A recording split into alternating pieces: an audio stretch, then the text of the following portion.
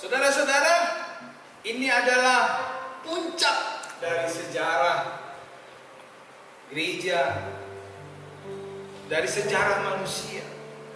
Kita berjumpa hari ini dalam suasana Paskah.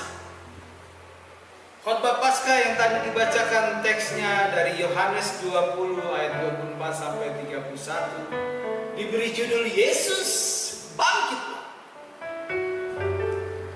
Nah, setelah kita membaca Yohanes 20, 24 sampai 31, apa yang hendak kita renungkan dari peristiwa kebangkitan Yesus bagi kita saat ini?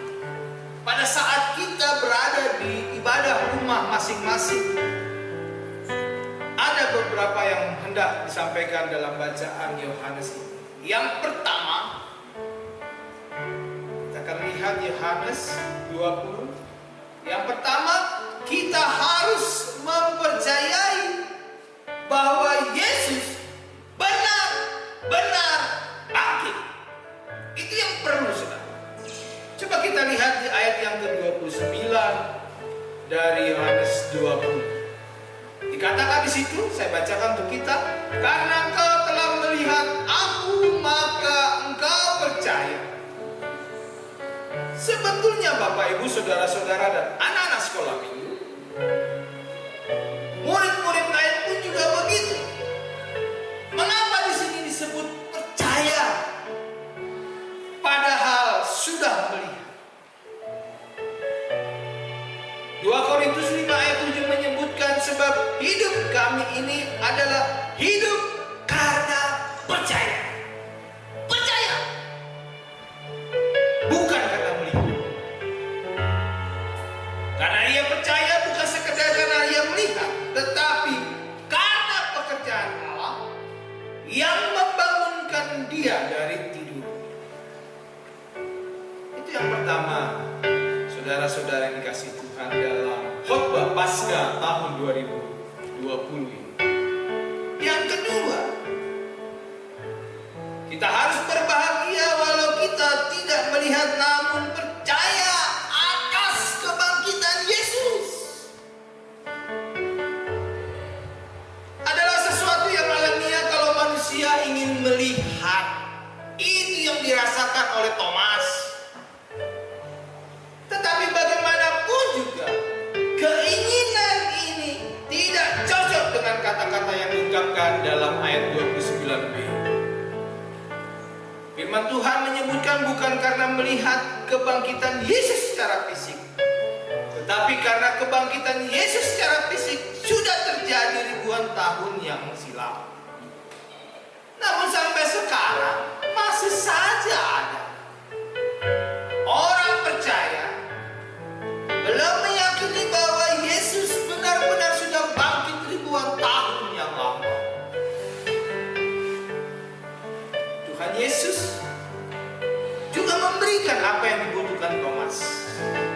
Coba kita perhatikan ayat 19 dan ayat 26, lalu disambung ayat 24 sampai 25. Dalam bacaan Yohanes tadi disebutkan, di tengah-tengah ketakutan orang-orang Yahudi dan di tengah ketidakpercayaannya, ada hal yang dibutuhkan Thomas.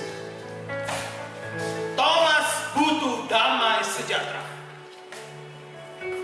Kedamaian itulah yang mengalahkan kebimbangan Thomas.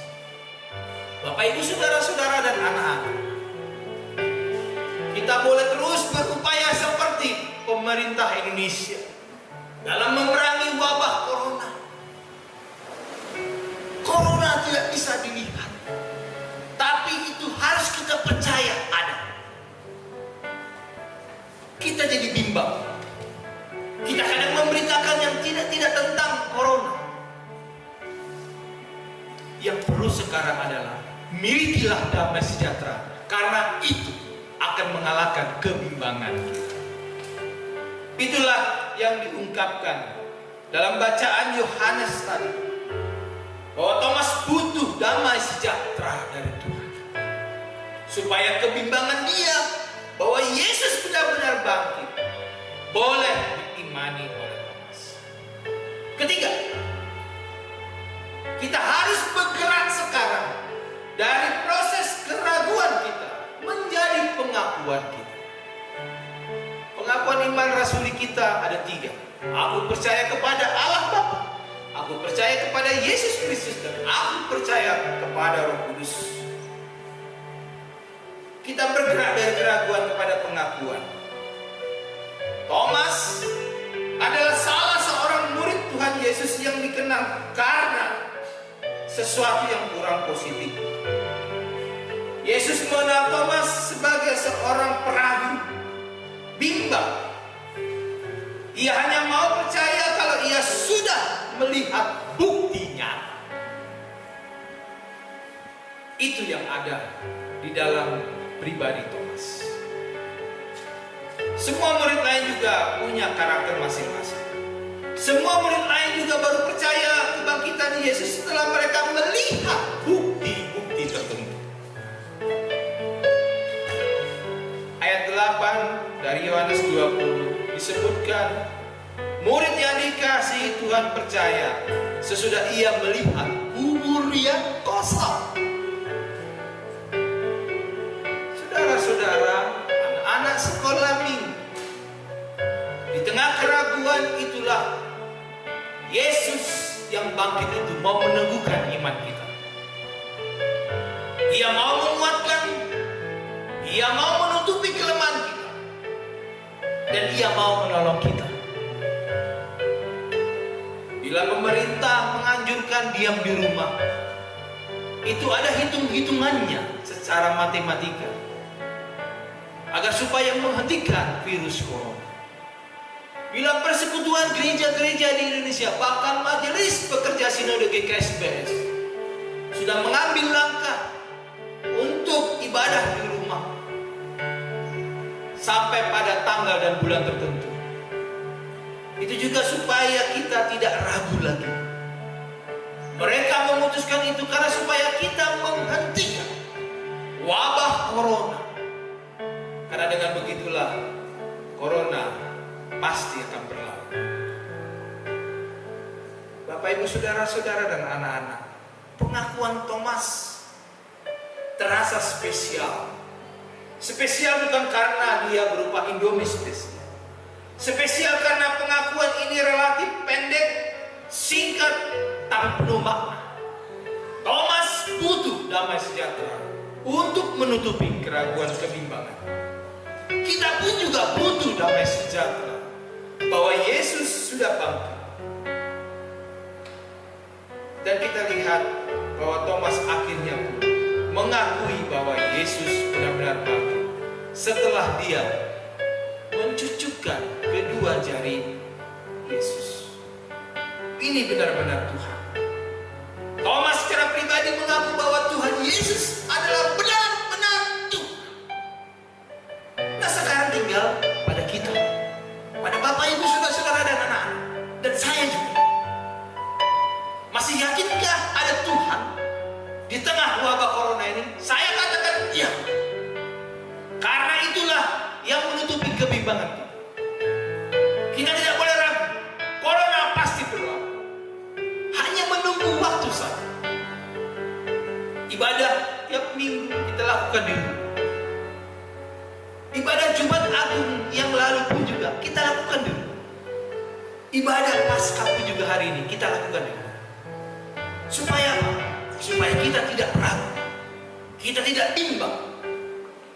Kita yakin bahwa wabah corona yang menyebar ke seluruh penjuru dunia, termasuk negeri kita Indonesia, akan berlalu.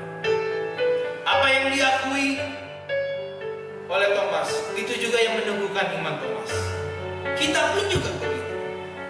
Bahwa hari ini kita merayakan Paskah karena Yesus sungguh-sungguh bangkit.